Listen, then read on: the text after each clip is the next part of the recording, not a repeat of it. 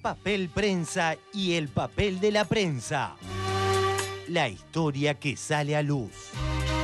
La historia de Papel Prensa es indisoluble del genocidio cometido en la Argentina y el cómplice rol de los medios. Aquí, hoy, en este lugar, se inaugura la planta productora de papel para diarios Papel Prensa Sociedad Anónima. En septiembre de 1978, Bartolomé Luis Mitre, hijo de la Nación, y Ernestina Herrera de Noble inauguraban junto al represor Jorge Rafael Videla la empresa Papel Prensa. El presidente de la Nación, junto a autoridades de la empresa, procede a cortar la cinta con los colores nacionales. De esta manera, queda así inaugurada una planta de Papel Prensa. Que el papel que salga de la fábrica y sobre el que ha de escribirse la historia a medida que transcurre, quede asociado a su nombre. Esas inscripciones suelen ser más duraderas que el bronce. Muchas gracias. La firma en la editorial es de Ernestina Herrera de Noble, directora Ernestina Herrera de Noble, y va el título con: el compromiso nacional, se impuso el orden, se restableció la confianza en el ámbito interno y en el ámbito internacional. Pero como ha dicho el presidente Videla, con claridad y cierto apremio indicativo, hoy 24 de marzo de 1977, la subversión armada está derrotada y dispersa, el triunfo del orden no pudo ser más amplio.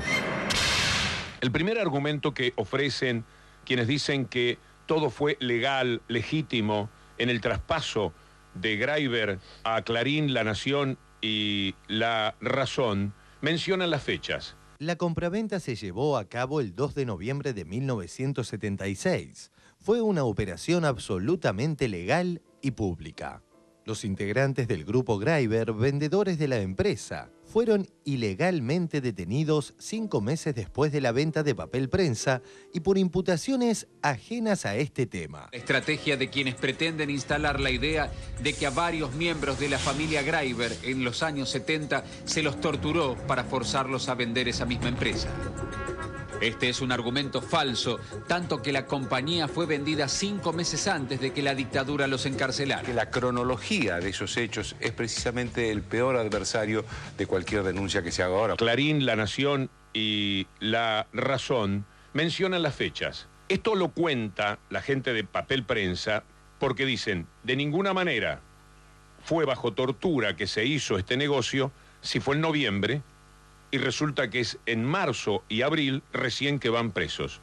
Los militares tenían ganas, naturalmente, de llevarlos presos, eran dueños de algo tan apetecible que apetecían por otra parte desde antes, y cuando se dieron cuenta que de meterlos presos no podían quedarse con lo que tenían los sucesores de los Graiber, decidieron presionar para que esto sucediese de tal manera. El tema de las fechas para mí actúa entonces de esa manera. Sí había presiones, no podían meterlos presos porque cualquier hombre de derecho sabía que si los metían presos, ese negocio un día no iba a valer.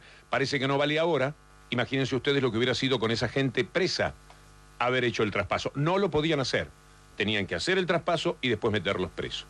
Hay una fecha clave, que es la del 4 de marzo. Es la última vez que firma Lidia Papaleo algo en el traspaso. Pocos días después va presa. Los Papaleo, que cuentan una historia en la cual hay una hilación de los hechos que no ofrece baches. Carta clave en el conflicto Papel Prensa. Lidia Papaleo rompió el silencio. Y yo con Mañeto de Clarín, en otra parte, donde coloquialmente me aseguró, firme o le costará la vida de su hija y la suya.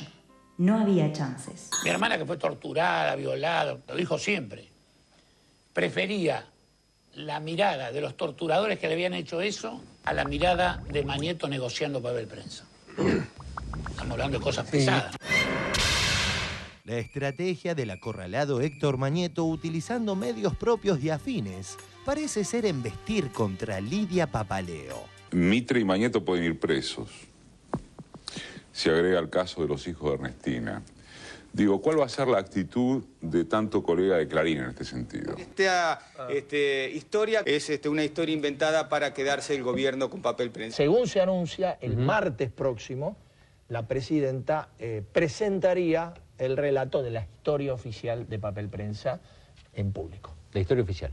La historia oficial, sí, efectivamente. Es la historia del gobierno. Ellos han construido... Sí, sí. Después Han construido un relato. Han construido un relato. Bueno, se dieron cuenta que había que inventar un relato. Ok. Bueno, se dieron cuenta que había que inventar un relato. Ok. En el caso de Papel Prensa, nunca se habló de esto. Me llama la atención. ¿Usted cree que además la intención es ver a Mañeto preso? Sí. Sobre eso ustedes van a ver una historia totalmente irreal mañana. Una supuesta complicidad de empresarios de los diarios con la detención y tortura de Lidia Papaleo de Greiber. Lo que está haciendo Cristina inicia el camino de una especie de terrorismo de Estado. Lo que está haciendo Cristina inicia el camino de una especie de terrorismo de Estado. Todos sabemos que es una gran mentira, por lo menos nosotros sabemos que es una gran mentira. No es Clarín, la verdad, que es la idea del gobierno de controlar los medios de comunicación. Me parece que hay que volver, sin desconocer este tema, al eje principal y que es evidentemente Lidia Papaleo. Y en realidad uno siempre se pregunta cosas y dice, bueno, ¿y esta mujer estará exagerando en función de obtener un rédito? Y yo les digo una cosa, yo repasé lo que uno mismo ha vivido y lo que han vivido tantísimos otros cuando llega la hora de declarar en un juicio y nadie miente. Y no hay ningún juez federal en la Argentina, piense lo que piense, que crea que un sobreviviente de un campo de concentración que fue humillado, como fue humillada esta mujer, va a ir a mentirle a la sociedad. Anoche en 678 el periodista Hernán Brienza argumentaba despejando cualquier duda. En el año 2003 escribí el libro Maldito tú eres y en el capítulo 3 yo lo entrevisté a Osvaldo Papaleo. Papaleo me contó la misma historia que cuenta acá. La historia ya estaba contada. No es que la conté yo por primera vez, porque la historia ya estaba contada. ¿Saben quién había contado la historia de Papel Prensa antes que toda la explosión que tuvo ahora? Dos periodistas que vale la pena reivindicar, porque eran miembros de Clarín. Eran miembros del staff y además eran coroneles de Clarín en aquel momento. La historia del traspaso de Papel Prensa está en el libro El dictador de María Seoane y de Vicente Muleiro. Ese libro fue escrito antes de la asunción de los Kirchner. El dictador, por María Seoane y Vicente Muleiro.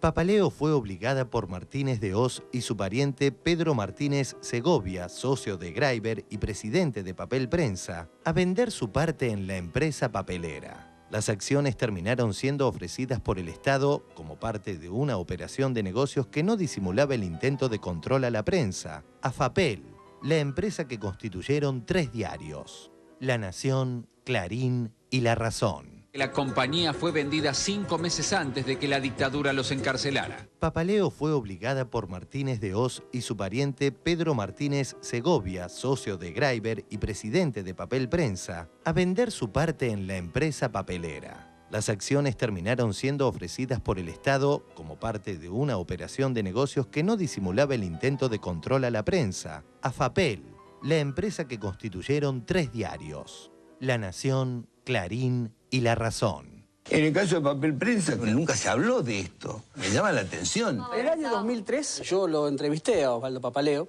Papaleo me contó la misma historia que cuenta acá. En el caso de Papel Prensa, nunca se habló de esto. Apareció antes de este gobierno un libro de María Seoane que estamos buscando, que siempre se agotó porque la leyenda dice que Clarín compraba inmediatamente todos los ejemplares en cada edición. Pero ese libro está escrito hace muchos años, bastante antes de todo este episodio, y contiene una hilación de los hechos que es de la misma manera. Queda claro que el repentino y sorpresivo viraje de Lidia Papaleo de Greiber es completamente funcional a los planes del kirchnerismo de maniatar y someter a la prensa que no le es dócil. En el año 2003, Papaleo me contó la misma historia que cuenta acá. El libro El dictador es anterior a la existencia del kirchnerismo, lo cual desbarata la excusa de la embestida oficial. Y si todo tiene que ver con todo, idéntico falso pretexto utilizó el monopolio en la causa noble. Clarín, domingo 12 de enero de 2003. Una causa polémica. Carta abierta de la directora de Clarín. Hay un sector político que quiere ir limpiando el terreno para adueñarse de todo el poder. Todavía el kirchnerismo no existía. Kirchner iba a asumir 3 meses después. de que Ernestina Herrera de Noble escribe esto, con lo cual, para esta causa, siempre hubiese habido, hubo y habrá embestido oficial. Por si falta hiciera, repetimos la pregunta para los defensores de Mañeto. Estela de Carlotto, ¿miente? Hay denuncias ciertas en abuelas de que estos chicos que tiene la señora Herrera de Noble que pueden ser hijos de desaparecidos. Fuimos a Clarín, no nos recibió Mañeto. Él nos dice que él sabía los nombres de las madres que abandonaron a estos chicos. Nosotros dijimos, bárbaro, díganos, hacemos toda la averiguación, Santas Pascuas. No, yo se los voy a decir si ustedes me dicen quiénes denunciaron a la señora. Y el otro día cuando lo conocí a Héctor Mañeto, me encontré con una persona realmente excepcional. Cuando volvimos por segunda vez fue decir que ellos sabían quiénes eran las madres que habían abandonado a estos chicos y nosotros dijimos que regio. No, dice, pero se los vamos a decir si ustedes nos dicen los nombres de las personas que denunciaron a la señora. Me encontré con una persona realmente excepcional. Yo se los voy a decir si ustedes me dicen quiénes denunciaron a la señora. O sea, nosotros de buchonas.